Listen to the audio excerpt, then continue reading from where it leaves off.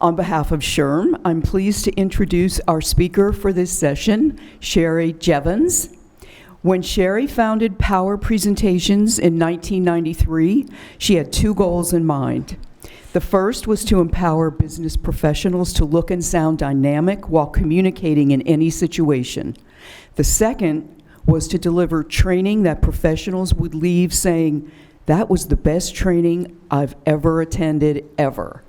Since then, Power Presentations has successfully trained more than 22,000 professionals from a variety of Fortune 500 companies and industry leaders such as FedEx, Bayer, Goodyear, Marathon Petroleum, and NASA.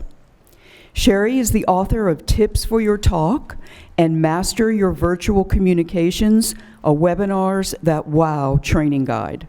Please join me in welcoming Sheri.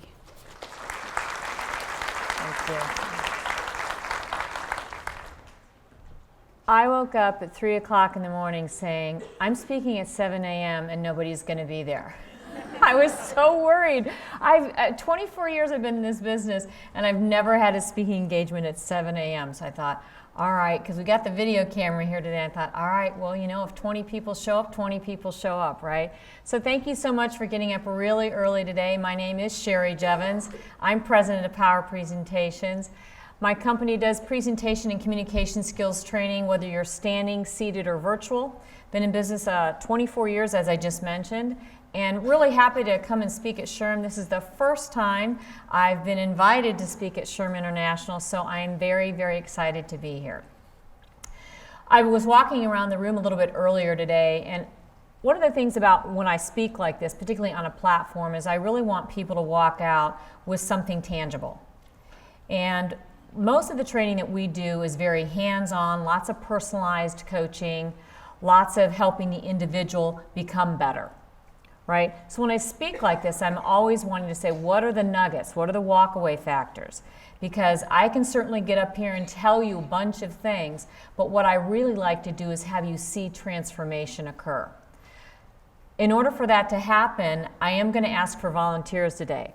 So first, I was worried nobody was going to show. Now I'm worried nobody's going to volunteer because the room is so big, all right? But I will tell you, the power in what I do today is really not just telling you how to take command of the room, but actually coaching somebody to take command of the room. And that's what's powerful. So as you're sitting there watching me present, and you're thinking about your circumstances, all I'm going to say is I am going to ask for some volunteers, and I will tell you this, I will make you look good up here. I promise, all right?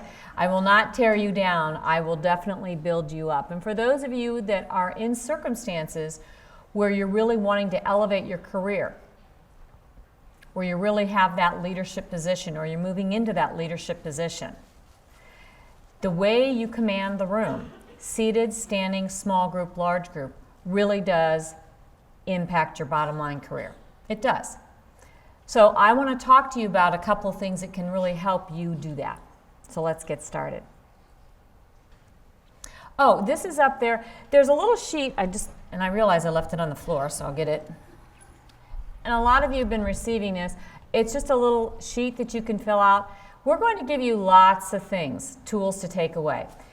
We have free webinars, educational webinars. I have organizational formats that I'm going to be able to send to all of you that I'll be referring to. If you decide you'd like to have that, we're happy to send it to you.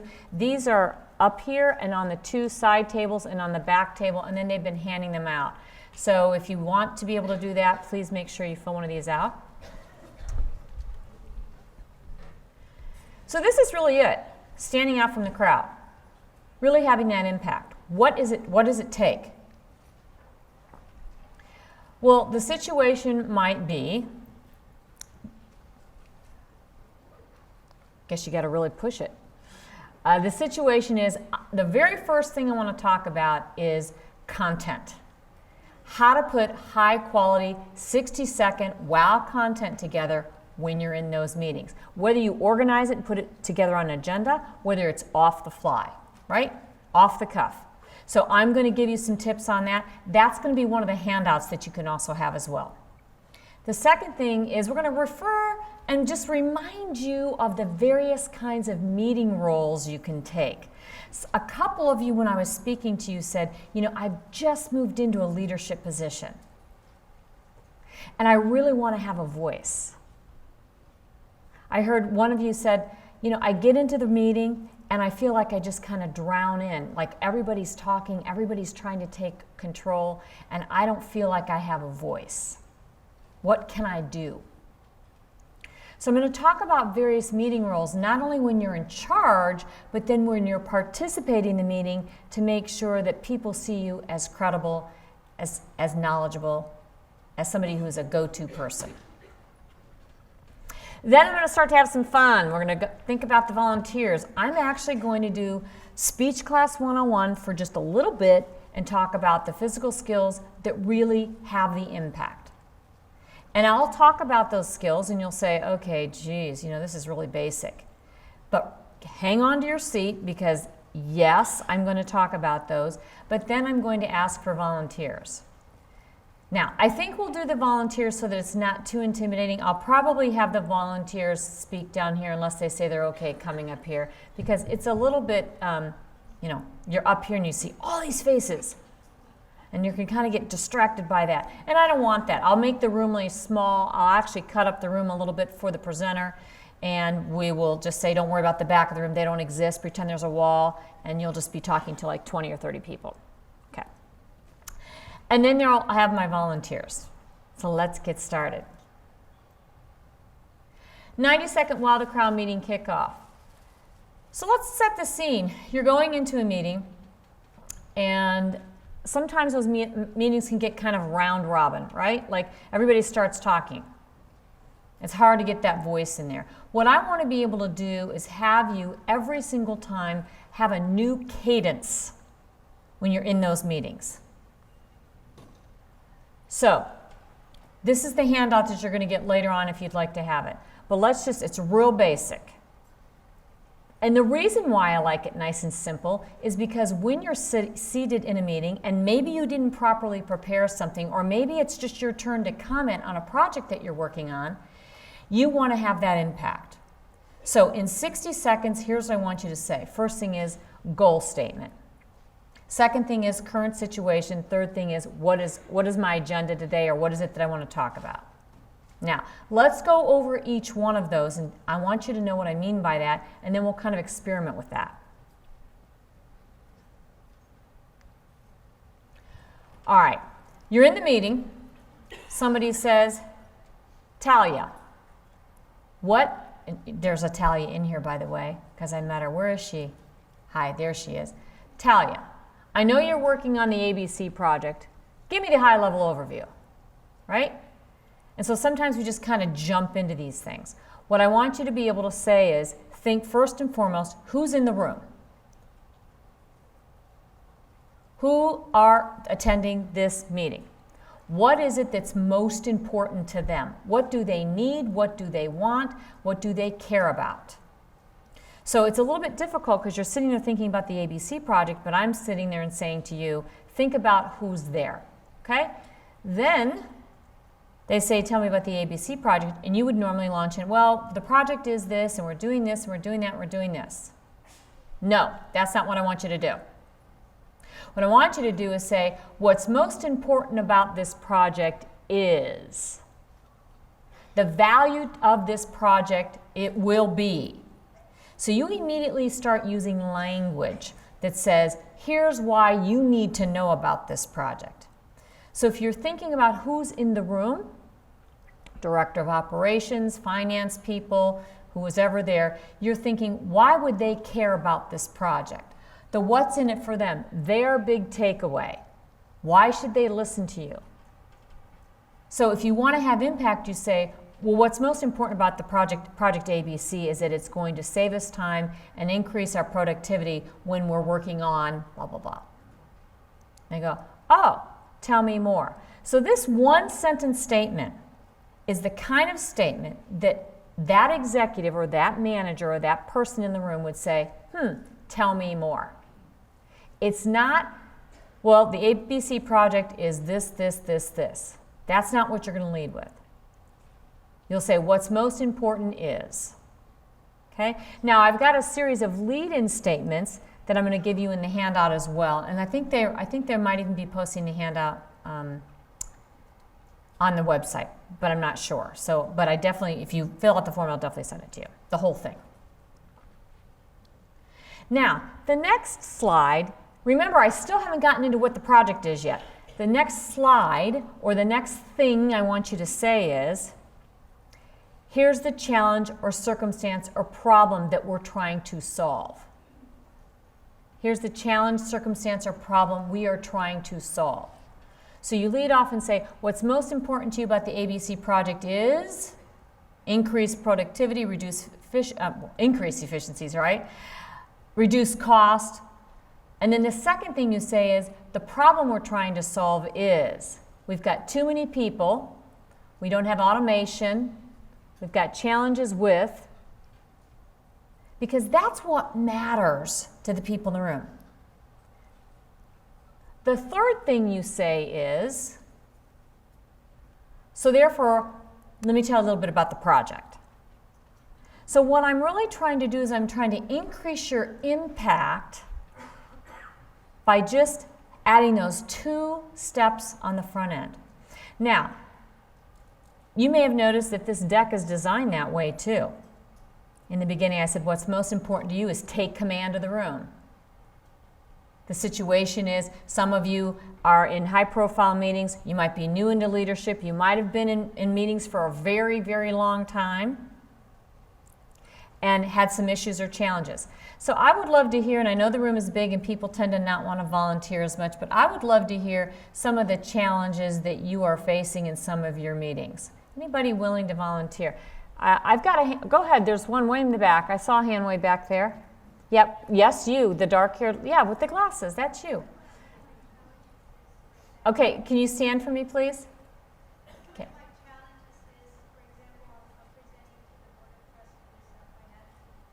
Yep. Yes. Yes, yes, yes, yes. So she's in a board meeting, and the board member, because this is what executives do, say, get to the bottom line. And I'm going to go right back. And you know what the bottom line is?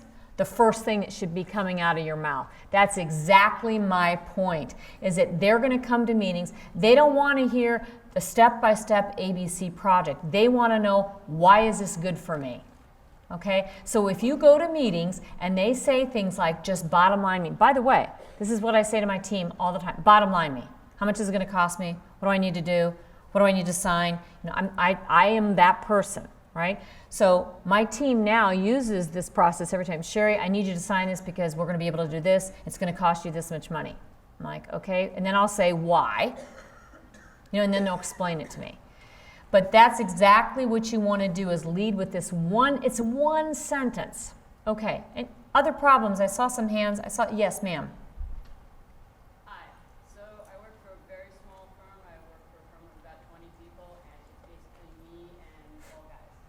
You and all, it's her and all guys.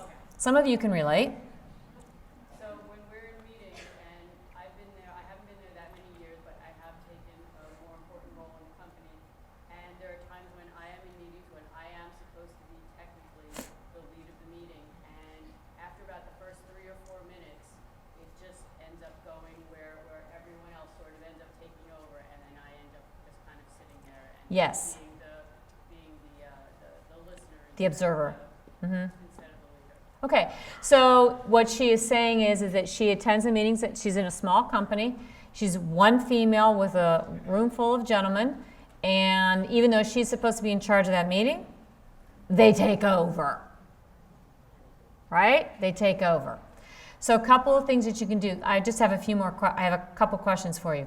When you're having these meetings, you say, are there 5 to 6, did you say 5 to 8 people? Did I hear that or no? The entire company is about 20 people, but usually when I'm in these meetings, it's sometimes only just myself and maybe 3 others. Okay, so it's her and 3 other people. So I was going to suggest in some of those circumstances that you can stand and present your ideas. So that's the first thing that I would try to do. Even if it's 3 or 4 people, it can still be casual. And you're not going to stand and present the whole time. You might say, you know, in order to get through this, I want to take 10 minutes and show you this information. And you can just stand up.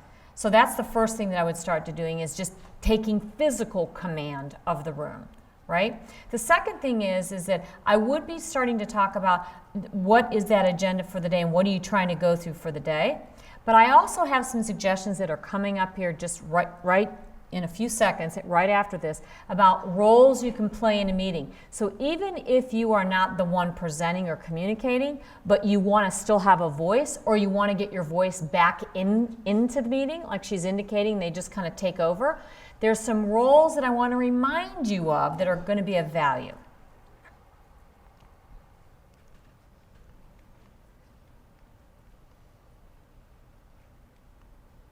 Okay, and if you want that form, you can fill that document out. Okay, let's move on. Meeting roles. Just goes right to the question that we were talking about. She's in the meeting, somehow it's gotten derailed, she's lost control of the room. What can she do in order to get back into the game? So there's a variety of roles, and some of you have seen these. Look, some of this is review for you, and I know that. Right? But it's good to have them as reminders, because you might say to yourself, you know, I'm pretty good at the mediating, but I'm not as good at motivating, right? So be thinking about the various roles. And the 4 roles I'm going to go over are mediator, neutralizer, clarifier, and motivator. You know what these are. Let's just hit them quickly. That mediator, if you're getting into those situations where they're taking over and one person's talking and another person's talking, actually the 2 examples that I picked, one of the roles you can take, instead of trying to get back in there, is just to mediate and to repeat back and say, you know, John, I hear you saying this. Bill, you're saying this. These are 2 different viewpoints. Maybe we should spend some more time talking about these various viewpoints. So getting your voice in there by being a good listener and deciding to help the room decipher what's going on, because I do think that they tend to spin out of control. And they kind of go sideways. If you can start organizing the meetings for them and just organizing their thoughts, they'll kind of step back and go, oh, yeah, no, you're right, Judy. Yep, let's stay focused on this then. So being a mediator is a very good role to have. Clarifying. People go off on tangents, right? They start talking about things, they go one direction, 2 directions. You can actually, sometimes I'll even sit and take notes. I'll be at a business meeting kind of witnessing what's happening, because they've had me come in, and I'll start taking key notes. And then I'll say, so what I'm hearing saying is 1, 2, and 3. And they'll go, right, yes. So I'll literally write down what it is, because they are going like this, and sometimes it's hard to understand. So that's a potential role you could take on. The neutralizer. Reducing the defensive behavior. What can you do? How many of you play the role of neutralizer? Yes, but sometimes that can get exhausting, right? Particularly if there's lots of negative energy. One of the first things I tell people that are neutralizers that's trying to change the energy in the room is, again, go back to my statement. Goal statement, situation, this is what I think we should talk about. That goal, situation, agenda, it doesn't always have to be agenda, it can be topic. It will rescue you so many times. What I'm hearing is most important to the group is, and it's a positive value statement. I'm hearing that we've got some issues, some challenges, some problems. I'd like to suggest we focus on the first problem, problem number 1. So you're bringing them back together, right? Be positive. This is where we need to go. This is where we're trying to head. And then, of course, the motivator. You know, using positive language, I think we all know that. We're in human resources. We understand that. But again, I'm going back to that goal statement. What's most important to you is, the value of understanding this is, how we can help you will be. All right. So, talked about content a little bit. Talked about roles you can play. What are some of the other problems that you might have in meetings? I'll come to this side of the room since I've given love to that side of the room. Yes? Distractions with people on their iPhones or their computers. Yeah. Distractions with people on their iPhones or their computers. It's really out of hand. This weekend, I was actually in Asheville, North Carolina, and all my girlfriends were taking their phones. We're doing power walks. They have their phones. I make it my mission. I leave that phone I try to pick a day where I'm not looking at it. And they're like on their Facebooks. I'm like, why are you guys doing that? Just get away from it. But how do we manage that? How do some of you manage it? I'd like to know. Yes, how do you manage it? I just put it away. Yeah, Ann just puts it away. Yes. How about when we go into the room and everybody's doing it? How about people in like the middle? Yes. I tell them to take those on their phone or on the tablet or whatever they're on, so they're not distracted on their personal, but what I'm doing. Oh, so you put the information so they can get it on their phone? Oh, I like that. Okay, so if they're going to be on their phone, let them be on their phone, but make sure they're on their phone with the stuff that you want them to look at. Pretty good. Was there a suggestion over here? I thought I saw a hand. See, I saw somebody move over there. All right, yes. Put a disclaimer in the beginning of the meeting that I need your undivided attention for this amount of time. Right. Facts in the beginning. Right. So I think the bottom line is we're not going to win that battle, right? We're not going to win that battle. So what we really need to be doing is giving people the opportunity to do what they need to do, which is check their phones. Okay? So as much as I say start changing up these meetings, I was talking to, she was over here, the dark-haired woman I was speaking to, but she said they have 3-hour executive board meetings. Well, right there's the problem. Okay? So I will tell you, meetings, we're chunking information down. Of course, I speak at all the training events, ATD and Training 2017 and all those training events. And the bottom line is everything has to be chunked down. So it used to be we'd have hour-long meetings and 90-minute meetings. You can't get people's attention anymore. So I'm liking chunking things into 30-minute meetings. And I'll tell you another thing that I've really moved my clients into, and that's virtual meetings. And the reason, and you'll say, well, wait a minute, then they're really multitasking. I'm talking virtual meetings where they're on webcam. And I'm talking virtual meetings that are on webcam where you're sharing a document and it's 30 minutes. Short, small snippets of time.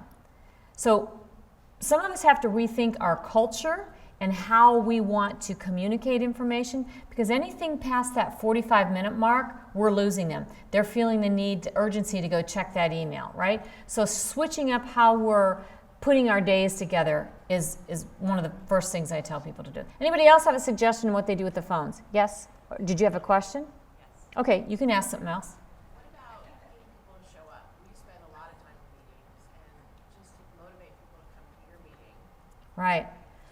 Wow, getting people to show up. They're not showing up. What are they doing? Working at their desk. They're working at their desks. Okay, do they just forget? We won't ping them. We're going to have to start giving presents. Oh, by the way, speaking of getting them to come to the meeting, like I'm super excited. I did not think that this room would get this full. But in order to entice somebody to be a volunteer, I'm going to give presents.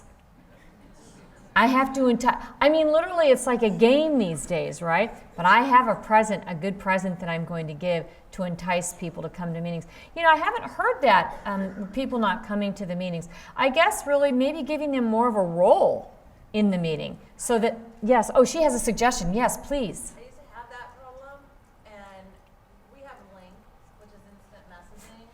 And in the meeting, there's a drop down on the instant message, and I said, meeting starting in 2 minutes. Here's the conference number, my passcode, and we'll be at this meeting location. They show up. It was like a lifesaver, and just 2 to 3 minutes, all the information. You know what I'm talking about? Yes, yes. So she's talking about, for those of you in the back, she's talking about how to get people to a meeting, and people are digging into their work, right? So what she's saying is it LinkedIn? It's like reply all. And But what's the mechanism? What's the? It's linked. Okay, so it's an automated system in the link that she's talking about, that it comes up on their computer and says this meeting will start in 2 minutes, gives them the highlight, tells them what the dial in and so forth. So the computer is prompting them now that you have to come to that meeting. That's a very good idea. Yes. Something we're working on is, might seem simple, but it's inviting the right people at the meeting. Yeah. And does the whole team really need to be there, or could it just be one person that creates the others? Right, she's talking about having the right people at the meeting. You know, that's a very good point. People come to meetings and they're like, why am I there? Again, I'm going back to that original statement of the goal, current situation, and agenda. And that goal statement, why are we here today? What's in it for you? It should apply to the people that are there. And when you start thinking about who's in this meeting, if the information that you have really doesn't apply to what they need to know, then maybe they shouldn't be at that meeting, right? Okay. Can I have a time check? Because I don't have my phone up here or anything. Because I've put my phone down. See? 7:27? Perfect. Okay. So I'm going to move into these physical skills, and it's going to sound and look like Speech Class 101. Hang on. It's not going to be Speech Class 101. I'm going to go over these for about 10 minutes, and then I'll have plenty of time for those volunteers. I'm probably going to have 3 or 4 volunteers today. And the fun part about being a volunteer on this coaching is that you'll walk out of here with very specific information about what you need to do to change your style tomorrow in a meeting. Okay? So you'll say eye contact, walk and plant, square up and stand tall, breathe and pause, vocal variety, and gestures and hands. Now, I acknowledge that some of you are trying to have this take command of the room seated as well as standing. So I'm going to be talking about these qualities seated versus standing. I'll go back and forth between both. Okay. First thing I want to go over with is eye contact. You notice it says eye contact 3 to 5 seconds on individuals. Now, most of you are mature business professionals. That's why you come to conferences. You're taking it to the next level. You're saying, wow, this is so basic. I'm going to tell you something. People go into meetings, and what they do, particularly if they're at a board meeting, is, and let's pretend this is my table, and my board members are right here, right? Because that's usually where they are. So my table's the blue carpet. What happens is, you're looking, people bounce their eyes, they bounce, bounce, bounce, bounce. How many of you lose your train of thought in an important meeting, whether you're standing or seated? You lose your train of thought. Show of hands, lose your train of thought.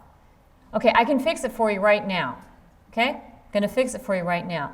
When you feel like you're losing your train of thought, standing or seated, it's 90% sure that you are moving your eyes too fast, whether to the ceiling, to the floor, around, all over. You are moving your eyes too fast. And when you move your eyes fast, and of course, if I were up here right now and I was doing this and I was doing this and I was looking back and moving forward, moving my head around really quickly, guess what else goes fast if your eyes go fast?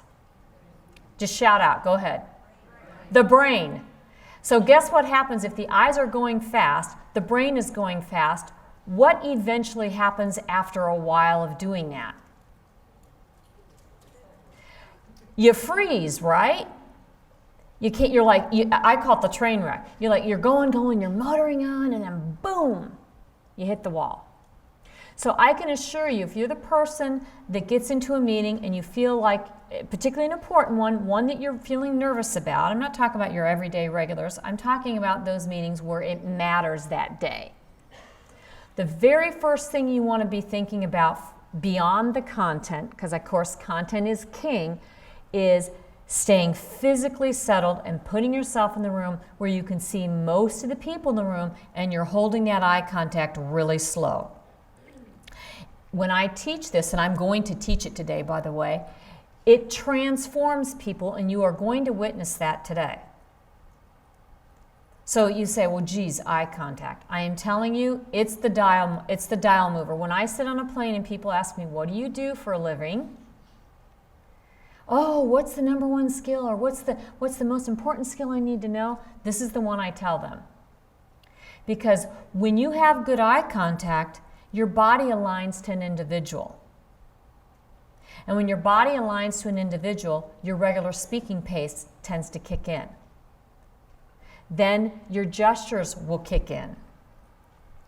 Then your thoughts are more settled and your thought process will kick in. When they go fast, everything does not do well.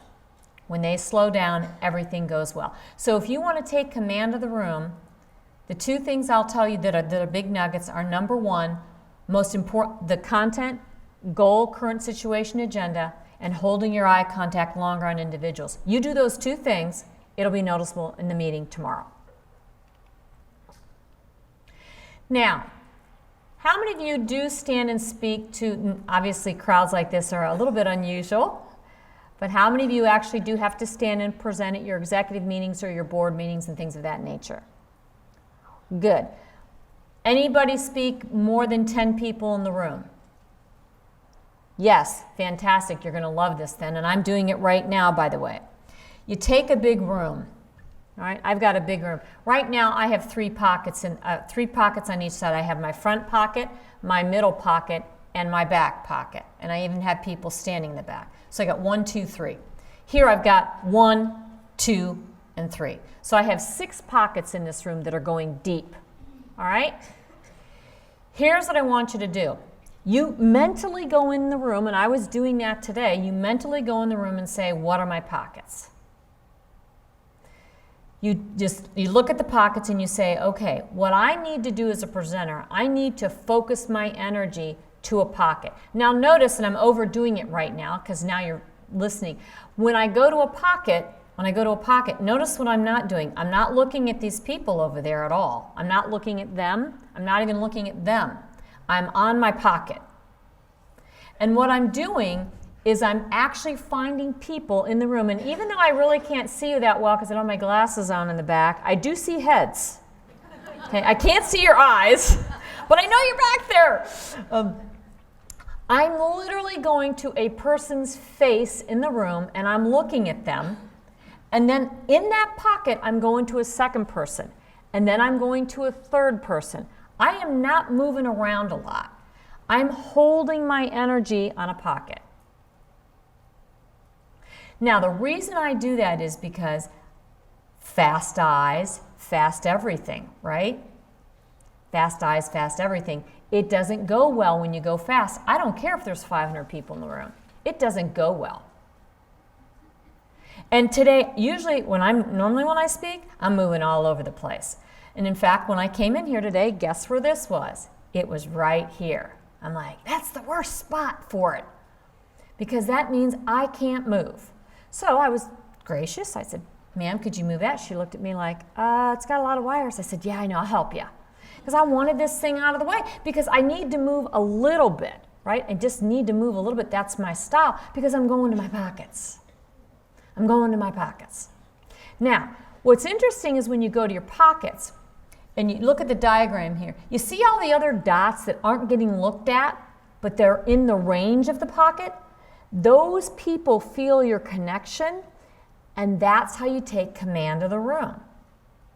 You're not trying to look at everybody because you don't look at anybody when you do that. And you'll notice people on TV, if they're giving speeches, you'll see some really hold, and then you'll see some kind of doing this.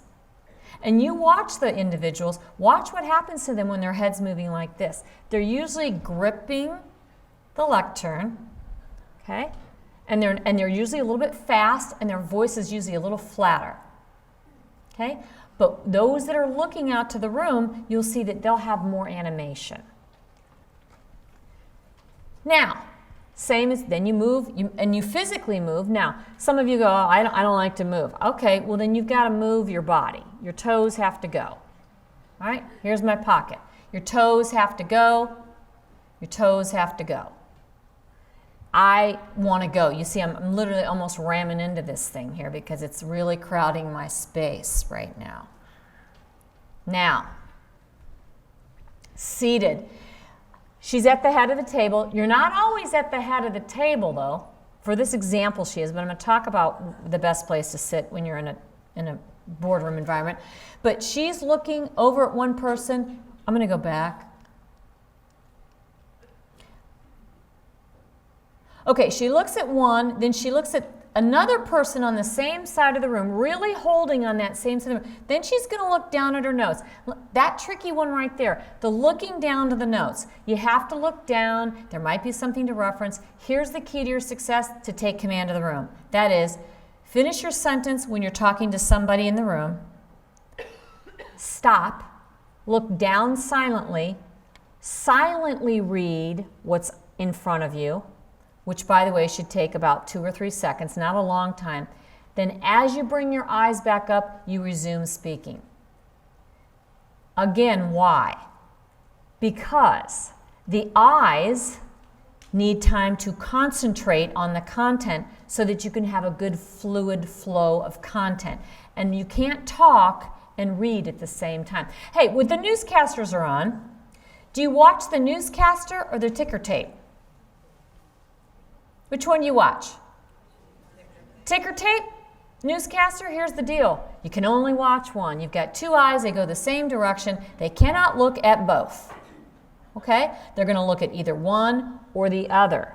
So when you are trying to take command of the room and you're just in a regular meeting, I'm not talking anything fancy, and you want to have definitive comment to make, you stop talking, you resume speaking, and it's quick and it's sharp like that. And what's interesting about that start, stop is it has a little bit of power to it. It has a punch, like, whoa. You're talking. What's most important we want to talk about is, boom, you hit it. So that little stop, start really does have that punch. Now, obviously, this is only for walking when you're moving around. Here's what's very important. Eyes and toes have to go together. Eyes and toes have to go together. If your head goes there, I need your toes to go there. And moving forward with normal strides. Now you say, normal strides. Really? Seriously? You're telling us to have normal strides? It's interesting. You know, people will start to walk, but they'll want to go over there. They'll be like sneaking. They'll hold their eye contact here, but they'll be on the sneak like this. Like, I'll be back. I'm just going to go see these guys. Just go. You know, and and by the way, when you do this, when you haven't done this before, it feels very stiff and robotic because my head's going to go, my whole body's going to go. Okay? My head's going to go, my whole body's going to go, and it feels really stiff to do this. Normally we're a little looser than that, but when you're presenting on the platform, when I say not this platform, but when you're in front, you want everything to go, and I'm going to tell you why here in a second. Yeah, you're going to walk to people. Ooh, turn and silently walk out of a U-shape. U-shaped, hardest type of room to speak in. How many of you tend to have U-shaped rooms where you're speaking in them? Okay, good luck with that. I don't like them. I know the participants like them because they can talk to each other, but you know, it's hard because you get in there and then you're like, how do I get out of there? What am I going to do? Okay? And then you find yourself sort of backing up like this a little bit, yeah, and you're talking and you're kind of easing back. Listen, you get in the middle of a U, there's only one way out. Turn around and walk out.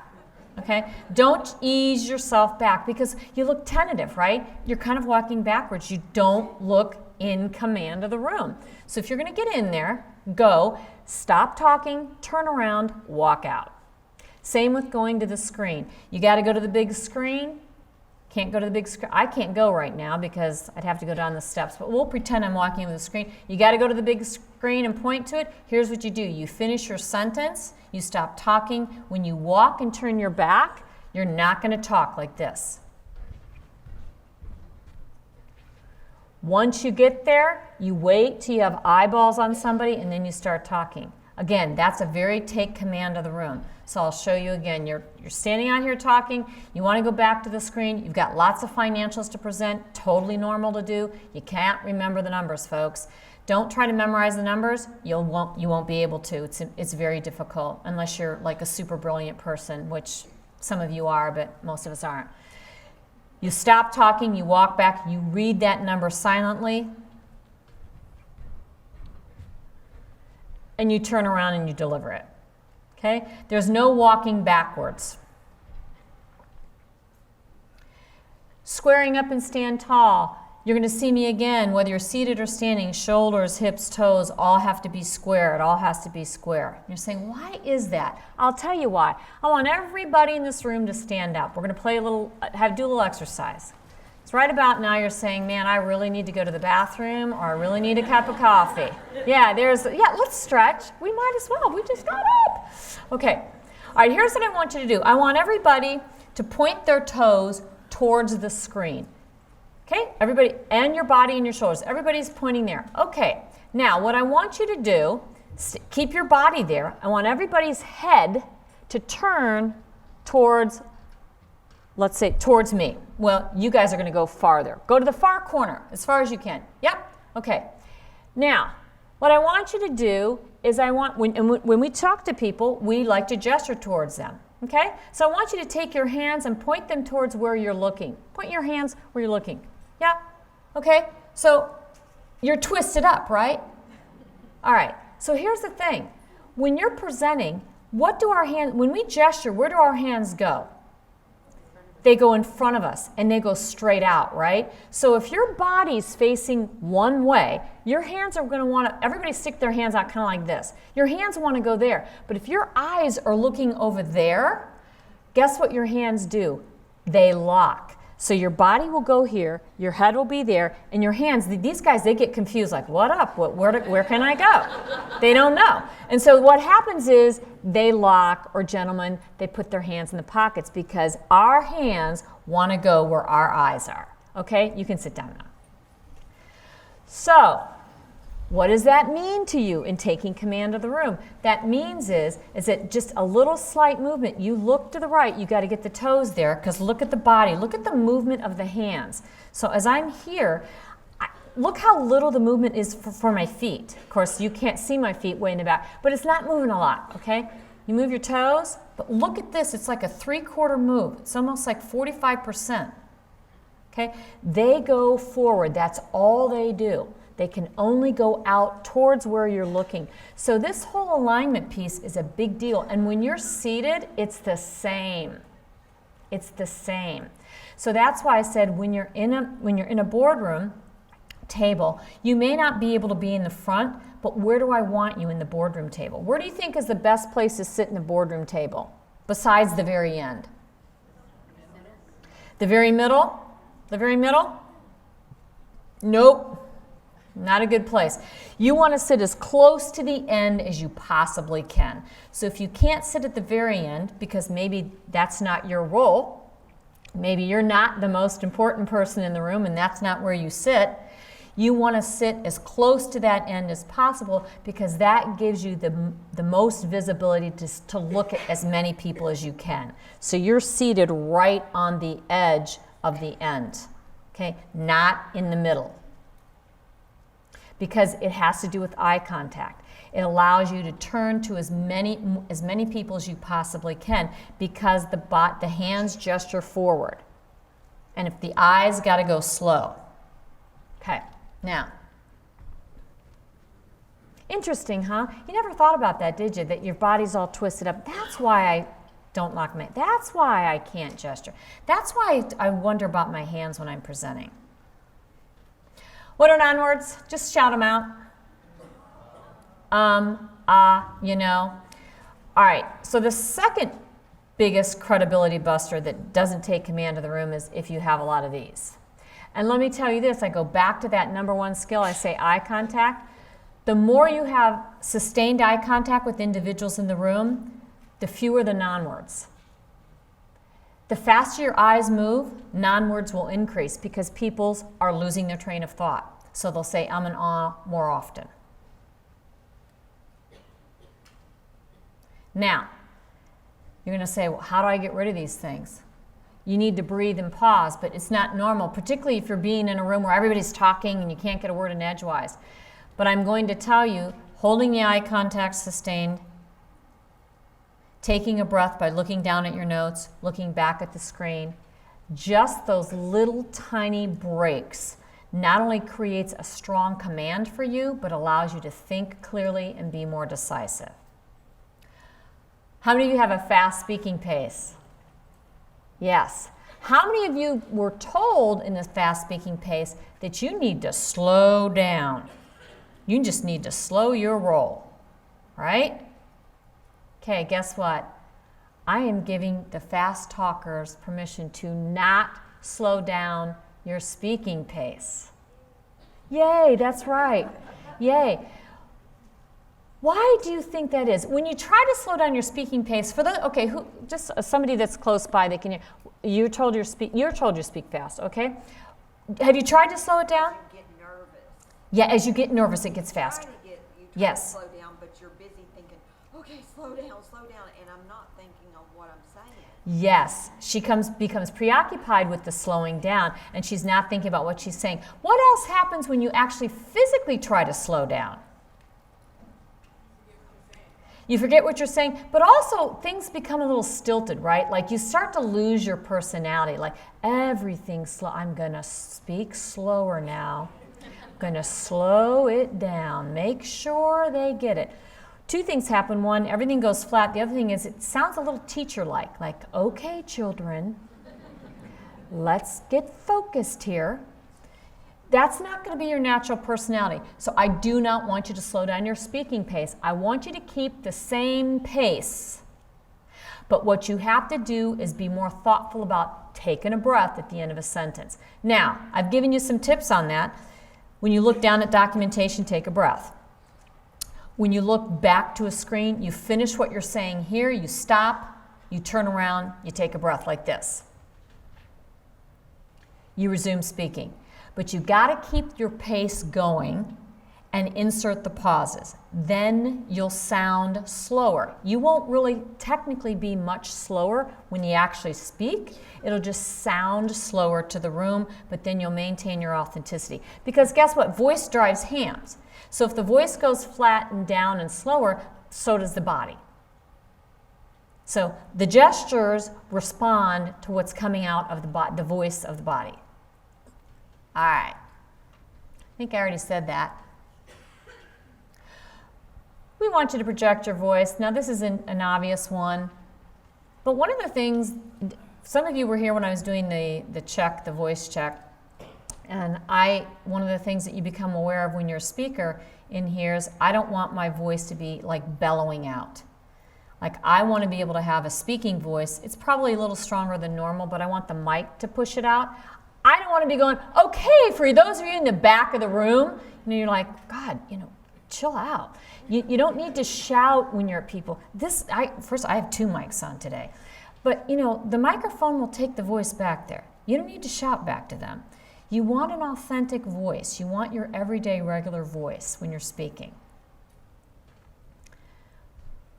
You can tell a story. You can speak to the back of the room, use people's names. All of those things will help you look natural. The gestures in the hands, I've sort of started to demonstrate that, and the big one is this. You have got to have everything aligned in order to have good gestures. These guys don't work unless the body and the eyes are going the same direction. If the body is here, the head is here, the hands, they don't do this, and they don't do this. They do this. They lock. All right, I'm getting ready and then above the table, I'm getting ready for the volunteers. Yes, I am. Okay. So I'm going to tell you the first thing my first giveaway. Hold on. Oh, it's in here. So I can't be here tomorrow night. I hear Harry Connick Jr. is here. Did you know that? Okay. Well, guess what? The first hand I see go up gets my ticket. I saw that hand right there. You're going to be my volunteer, though, right? Okay, all right. So I'm going to get some more, and then the other people, hold on, he gets the Harry Connick Jr. thing, which I did not know he was going to be here, or I would have stayed, because that would have been really worth it. That's going to be super cool. So your name is what, sir? Rob. Rob? Okay. Rob, I saw some other hands too, but I have presents for you, not quite as good as Harry Connick Jr. All right, Rob. Other hands for volunteers. I'm going to take the gentleman right back there in the back. Yep. And I spoke to you. What is your name? Preston, that's right. And I'm going to come over here, right here. Your name? Brandy. Oh, she says Brandy. The Brandy. Yeah, I do know. I know what that is. And I'm looking forward to it, too. And I'll take a ladies. Yeah, how about in the way in the back? Anybody? Okay, gentlemen, just go ahead and stand up. Yeah. What's your name? Leo. And I'll go ladies, way in the back. I got you, lady. Way in the back. Yep, stand up. Grace. What's your name? Grace. Grace, do I know you? I know, there's not a lot of graces. All right, let's see how we do here. I do, well, my first one's going to be Rob because, listen, I got to make sure Rob gets up here because he had to earn his Harry Connick Jr. ticket here. So here's what I'm going to do. Have Rob come on up. Everybody give him a hand. Okay.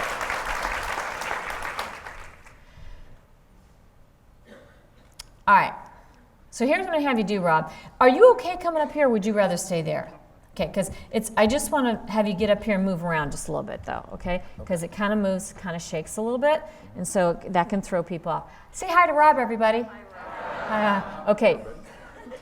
It's not that bad. They kind of blur as you go in the back, don't they? It's just like you can't really. So here's what I want you to do. See where my cameraman is? Yeah.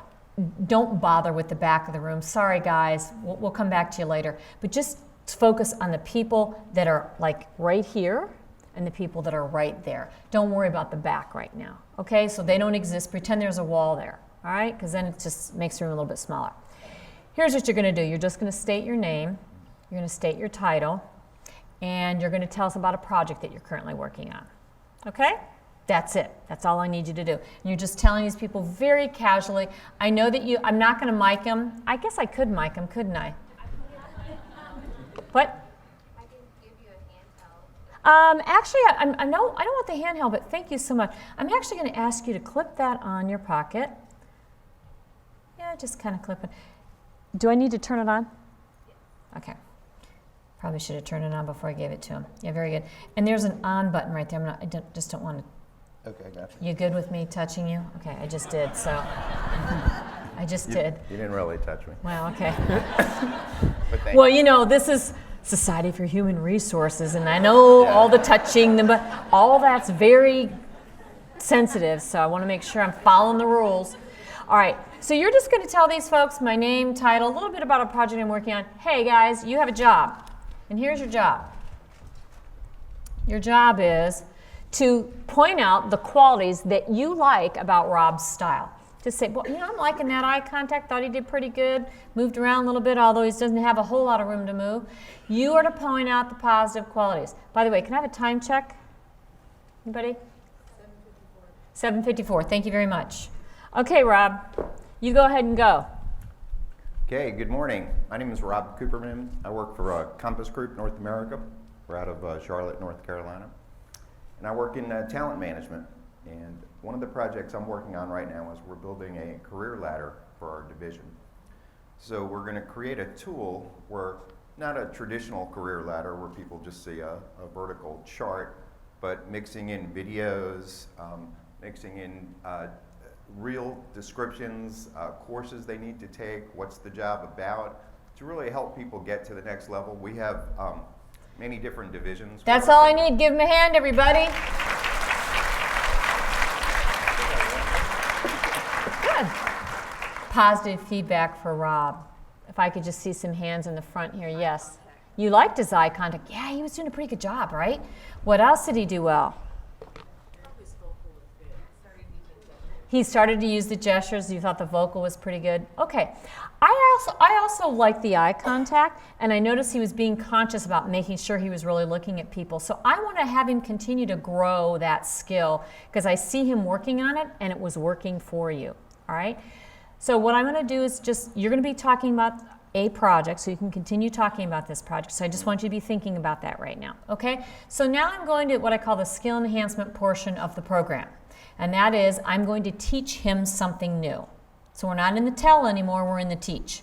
So I need 4 people to help him out. I'm going to pick 4 people. Lady in the yellow sweater right here. Yep, can you raise your hand nice and high for me, please?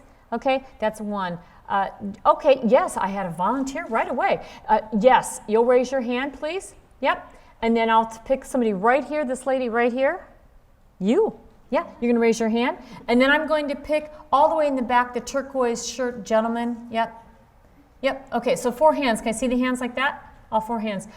Keep them nice and high, just like that right now. Here's what's going to happen. I need you to go in order. You're going to go 1, 2, 3, 4. You're going to hold your eye contact on her until her hand goes down. You guys can put him down for the moment now. Okay? Until her hand goes down. And when her hand goes down, I want you to just calmly move your eyes to the second hand raiser and get her hand down. Then you'll move to person number 3 and get that hand down on person number 4. Piece of cake. All right? Hand raisers, what's going to happen is Rob is going, when I say raise your hands, not yet though, you'll raise your hands. Rob is going to come eyeball to eyeball with you. You're going to see his eyes come right towards you. As soon as he locks in his eyes, you're going to lock in, like lock in, right? You're going to lock in. There, he's giving it to you. See, he's giving it to you like that. Lock and lock and lock. He's giving it to you. Exactly. Keep an eye on you too. Hand raisers, you're going to go 1001, 1002, 1003, 1004, 1005. Put your hand down. Okay. Now, 5 seconds isn't the rule. 5 seconds is the teaching mechanism. Normally, it'd be anywhere from 3 to 5 that you do it, but you know, random is tough to teach. So you're going to hold 5 seconds, 5 seconds, 5 seconds, 5 seconds. Okay? You just got to get the hands down. All right? And remember what I'm talking about. And remember what you're talking about. Right, exactly. One little tidbit there. All right, here we go. Hands up. All 4 hands go up. Let's watch. And watch what changes. So we've just started on the project, and it's a little challenging because I've got a large group of folks that don't report to me that I need to do some work for me. And in order to do that, they have teams that work for them, so I'm encouraging them to use the folks that work for them in order to make that happen. But we're coming along nicely. Oh, sorry. Didn't mean to ignore you. But it's a fairly large job. We have a lot of positions, and we need to acquire all the information that we need for each one of those roles. So we expect to be done hopefully by the mid to end of August. It's an important project to my boss. Good. Give him a hand, everybody. All right. How's he doing? Pretty good. Everything's moving along. I was rambling.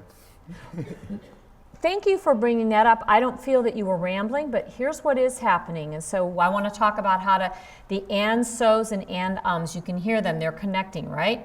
So we talk about taking command of the room. Your eye contact was pretty good. And by the way, I thought his eye contact was pretty good before. The reason I had him do eye contact is because of what I'm going to have him do right now. All right? You're making me earn this ticket. Yeah, no, not the mirror. So here's what we're going to do. You're going to do the same 4 hands. Okay. This time I want you to be aware of, you do have a tendency to kind of go to one leg. Mm-hmm. If you can, I'd like you to stand a little bit taller on both feet. Yeah, okay. Just it'll feel a little stiff. Mm-hmm. So it feels, you know, when you're used to kind of standing like this and you stand like this, you feel a little bit, don't lock your knees. I don't need you to faint. Although I do know CPR. Okay, good. Okay, but I'm not going to need to do that today. Okay, so you're going to stand a little bit taller, but this time the hand goes down. I want you to finish your sentence with that person. Okay, so it'll be longer. It'll be longer than the hand. You'll finish the sentence. At the end of that sentence, you'll pause, no talking. And you'll move your eyes to that other hand, and then you are allowed to resume speaking. You cannot start with and, or and so, or the word so, or the word and. Right? For you, I just want him to feel, it's going to feel choppy. It's going to feel like you're talking, then there's going to be this dead air, then you're going to start talking again. Then there's going to be this dead air, then you're going to start talking again. So you'll feel herky-jerky when you do it. And if it's herky-jerky, you're doing it right. Okay? Okay, 4 hands go up. Here we go. Let me get out of the way. So the first step of the project is we have to gather data on all the different positions. And we have several different divisions that we're utilizing. Each division probably has 15 to 20 positions that we need to accumulate the job information for. So it's what kind of courses are they taking? What's the required training? What do they need? What's involved in the job? We're going to use the videos to actually show what they do. We're going to put a GoPro on their head and in their job function, and they're going to do a rough cut video of what they do. It should be really exciting. We're really excited about it. We're going to build it into an app that people have on their phones. It'll be stored on our website. That's good. Give them a hand, everybody. Thank you. I know I forgot to square up for it. What? I forgot to square up for it. Did he square up? No. Yeah, no, he was squaring. Yeah, you were moving. Does he look better? Yeah, he does. Now, he was pretty good before.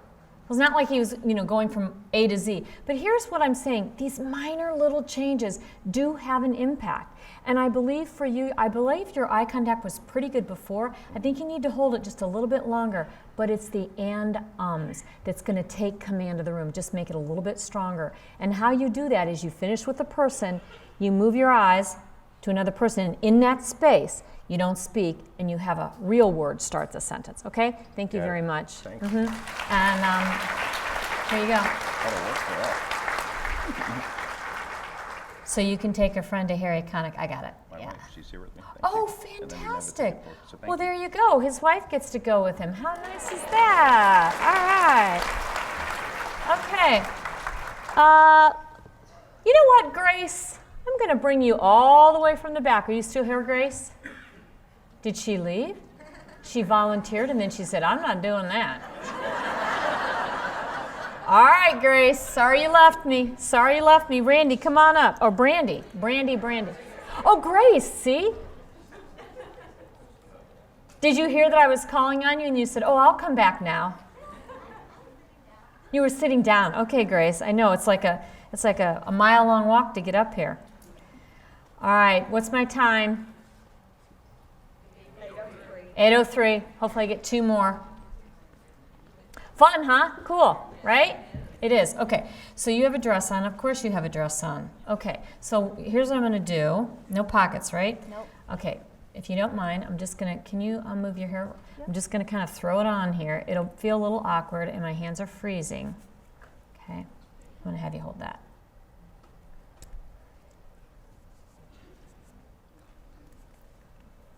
Okay. All right, I know it's a little goofy back there.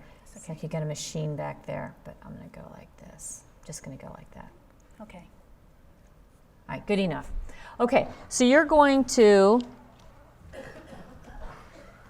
name, title, who you're with, okay? Doesn't look very pretty. That's okay. There we go. A little bit about a project. Talk for about 1.5 minutes. What are you going to do out here? You're going to do what? Look for positive. That's right. Look for positive. You ready? Yes. Go ahead. So my name is Grace Saxon. Hold on. Is it on? It's unmuted.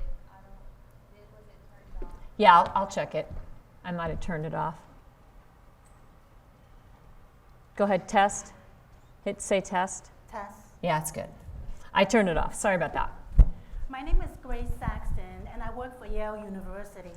Right now, I'm working on a project that we are looking at all our clerical staff to see what skills they have and if there's a downgrading we need to do. At this point, we're not sure if we need to do any layoffs, but if there's going to be layoffs, we'll need to talk to the union, of course, because all of our clerical staff, they are union members. And if there's going to be a layoff, we also need to talk to the labor relations at Yale University and have them involved. I shouldn't use That's enough. Give her a hand, everybody.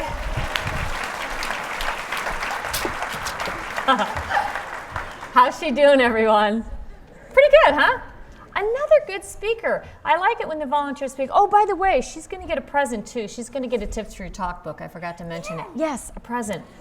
Got to give presents. I don't have candy, but I just felt like 7 o'clock in the morning was too early for chocolate. All right, so here's what I like. Wait a minute. Before I say what I like, what do you like? Eye contact wasn't bad again.